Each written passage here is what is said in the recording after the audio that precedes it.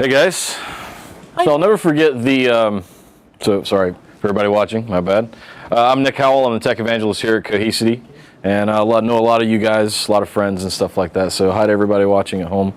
I'll never forget the first time I heard somebody say cloud, and I think it was probably in the mid to late 2000s, and they used to do jazz hands and funny stuff and just go cloud, like it was the Wizard of Oz hiding behind something, but it's matured to the point now where it's actually a really usable thing.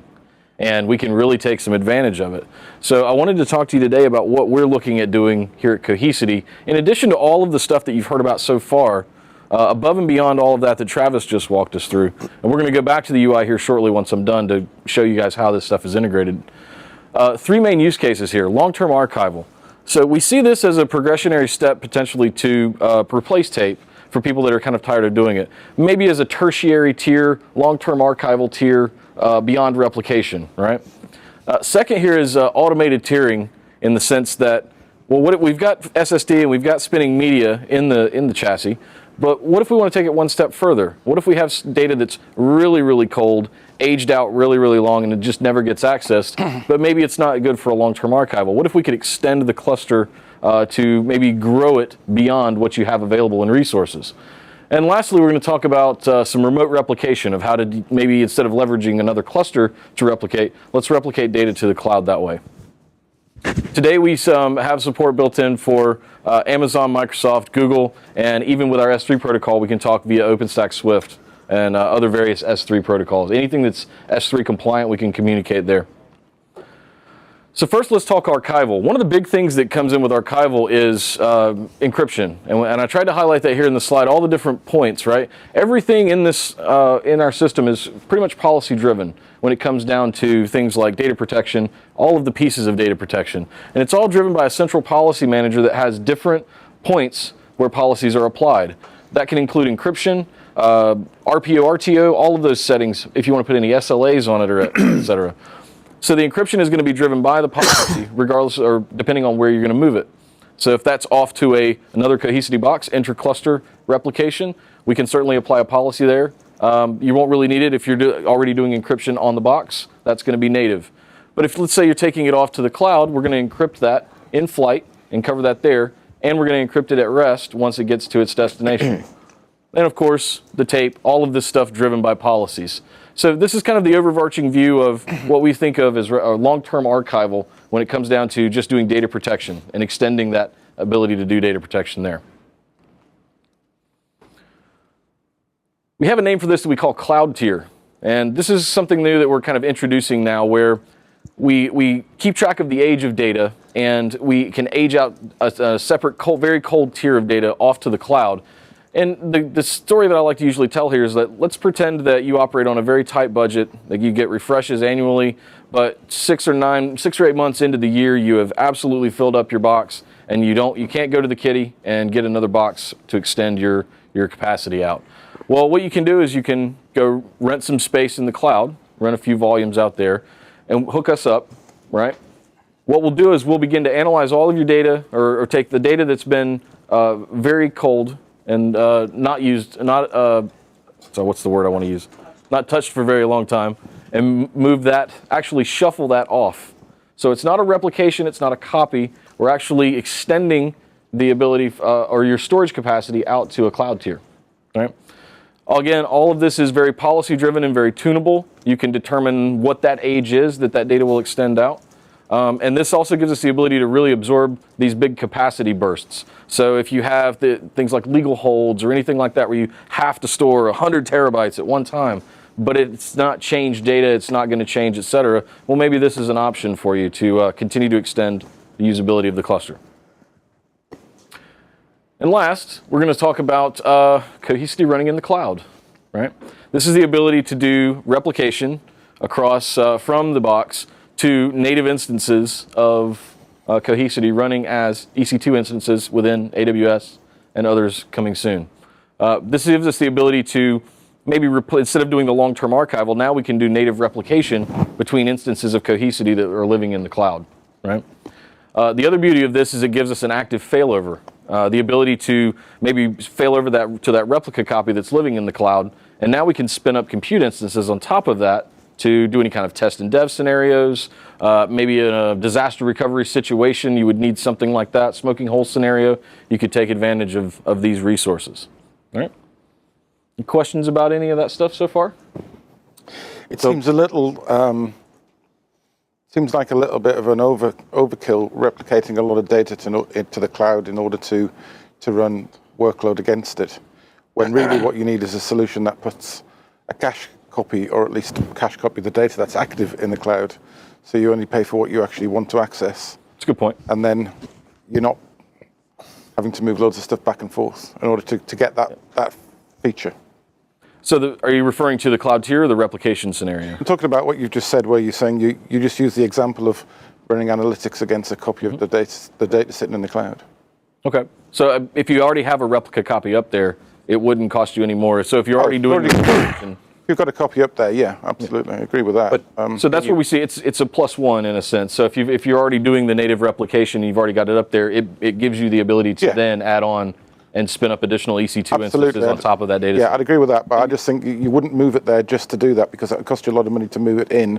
You might move a lot of stuff you don't need to move, and there are potentially other solutions that could do that more efficiently. Sure, absolutely. And it's not just moving data up there, that's just one of the use cases. It gives you the ability to run a software storage array in the cloud to do additional things with it. Maybe you don't move your entire storage array up there, right? You move specific workloads that maybe you want to run that are maybe only 100 gigs or so. Earlier, your slides used the term extended retention, extended backup retention, not these slides, the way earlier slides. Sure. Mohit slides. I would have much preferred that you use that term instead of archive, because what you're doing is not, it's not the definition of archive. It's I mean, that's subjective to an extent. I mean, if you're referring to like worm media or something that gets locked down, is that what you would call an archive? We can have a much longer discussion. Short version is it's not anywhere near what I would consider an archive. Are you just saying that's good feedback? Extended retention of backups is what you have. And if you could do that for me, you could help the world and not make it worse, because that's one of the things that backup people fight all the time. Understood. Is the difference between the two. But this doesn't just have to be backups. No. Right? No, but I'm just saying it's extended retention. I don't have to say, take out the word backup. It's extended retention, which is the phrase he used in the other slide. Sure, and it's now not just switch to this other Sure, word. it's not just snapshot-based backups either. It's things like copies of file shares or something like that. It's whatever. Right? Replica copies of stuff, right? Yeah. But I get your point. And it's how it's heard. indexed. Yep. How do you? I'm sorry. Can you define archival again? Sure. Look. So a backup is indexed by its source location, because the purpose of a backup is to restore. After 90 days, it's very unlikely I'm going to restore. I'm going to retrieve. Correct. And so now I don't want the data indexed by where it came from. I want it indexed by its content, so that when I get an e-discovery request, I can say, give me these files. I don't care where they were when they used to be someplace else. Yes. That's the difference. And a backup is a copy. What you just described, is that the archive? So an archive is organized and indexed and retained for retrieval. Yes. And can be and is usually much more granular than the backup, because all I care about a backup is where it came from. To use his example earlier when he talked about when I have 10-year-old backups, I have no idea what the name of my server was 10 years ago, right?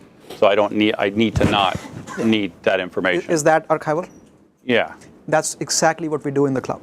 So when we put stuff on Amazon Glacier or Google Nearline, we have the blob or whatever the image is, and then on the side, we keep the metadata, which has all this information. Which is a full text index has a full of all of text the files index of all the contained. files, and you can retrieve individually each one of those files. So it is an archive. I'd have to look more at it to see.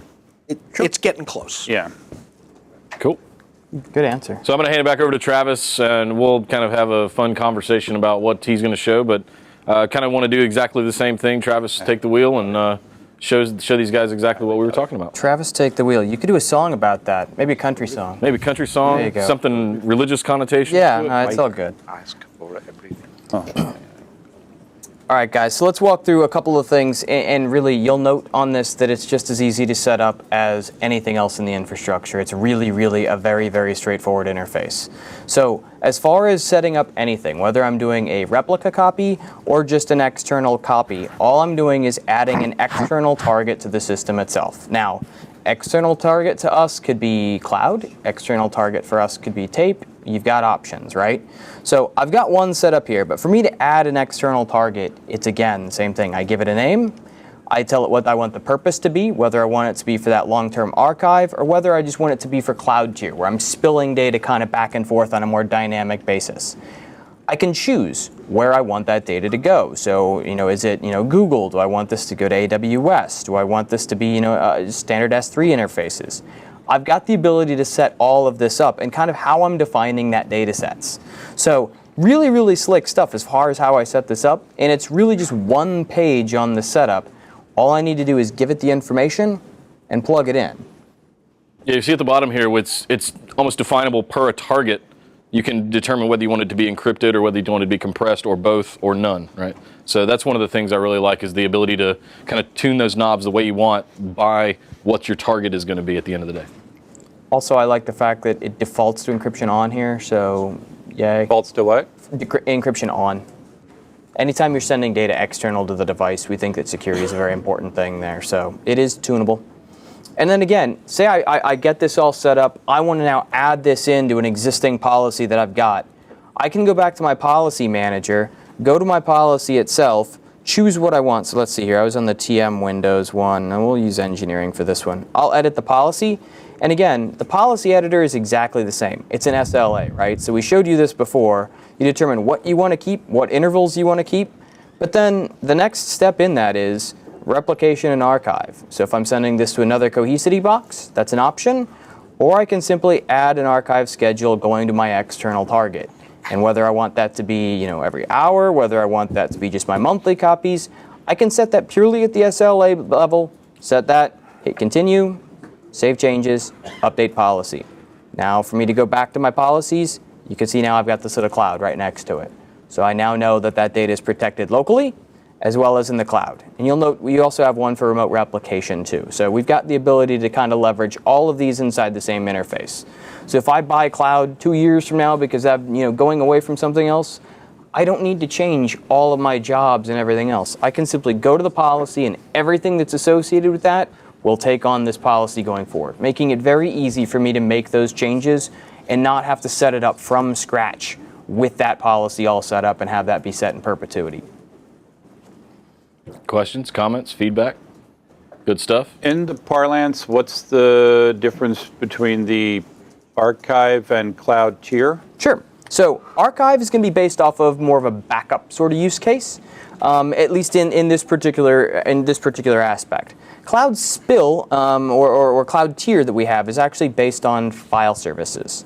And that gives us the ability to now take those file tiers and extend those out into the cloud at that point. So may I? Yeah, please. So Cloud Archive is basically taking an image and exactly the definition that you had, put it on the cloud, and now it can be retrieved later on for compliance purposes or whatever purposes, right? So there's a complete copy of the data in the cloud. Cloud tier basically says that we're using the cloud as a remote disk. So we have desks in the appliance, and we have a remote disk, which is the cloud, and we just gonna waterfall the data based on its temperature. Okay, gotcha. That's cloud tier. Okay. We got one more thing here I forgot to show you guys here. I don't mean to steal the spotlight from Mohit, but this is kind of brought up as well. Just one more thing. Yeah, so this is kind of what we discussed, right? So what you're looking at here is ECS and the ability to have this is a 5-node cluster running in ECS. So setting up something like this to do this as a remote replica for maybe companies that don't have that second site or just want to leverage the cloud for something, you can truly have this sort of thing running in the cloud. So we've got a lot of capabilities, and this is truly just a remote cluster. So it works, feels, tastes, touches, just like another Cohesity in another data center. Yeah, you literally grab the IP address of the cluster and pull it up in your web browser. It's the exact same thing. Now nobody else can connect to it. So what's the backing store on that? I'm sorry? What's the backing store on the one that's running in EC2? EBS, I believe. Yeah. EBS. EBS behind in EC2 instances, yeah. Not massively more expensive than using S3. It's also configurable. I think you can choose which tier you want when you're building the instances as well. It's tunable when you're firing them up. It just depends on how we ultimately configure the marketplace configuration to go in. Can you tier within that to push it to Glacier? Or I'm sorry? Can you tier in that within that to push it to Glacier? Yeah, yes, we can tier on the cloud. The nice thing about our cloud solution is that one of the pains that people have is if they forget to kind of turn down the stuff in the cloud, it can eat into their budget. And here, through the single pane of glass, we can actually control when that stuff is brought up, when it goes down, we can bring it up and then do remote replication to it and stuff like that. So we keep the cost down and kind of almost enable the hybrid cloud functionality. So did I miss that? I'm not sure that I misunderstood that. Does that mean you can instance that VM in AWS? So you can bring it? Right. Okay. So more stuff on that coming soon. That was just kind of a teaser for you guys, but look out for some videos and blog posts and stuff like that coming very soon. Just one last question on that. Are you able to set effective replicas to 0 when you're doing that, so you're relying on AWS's durability of the storage rather than having to pay twice? Yes, so our replication is configurable. So yeah, you can absolutely set replication to 1 if you like, and then depend on the underlying hardware or whatever infrastructure Amazon has to provide that for you. Cool. So closing remarks, we're at the end of this talk. So this is the legacy that we started with, right? This is the mess we have in legacy data centers and secondary storage with all the silos and all the copies. Backup environments themselves are very messy. And this is what our vision is. This is how we want to consolidate secondary storage. This is what we want to achieve. This is the simplicity we want to bring. Cloud is connected. The cloud is shown as a small piece there. But we really want to expand our footprint in the cloud, make hybrid clouds possible for our customers, and thereby bring that single pane of glass to manage not only your on-prem clusters, but also your clusters, our customers' clusters that may be in a remote data center or in the cloud. So that's our vision, consolidating secondary storage. So with that, I'd like to thank you all and the audience watching us on the internet. And that's it. Any questions I may be able to answer?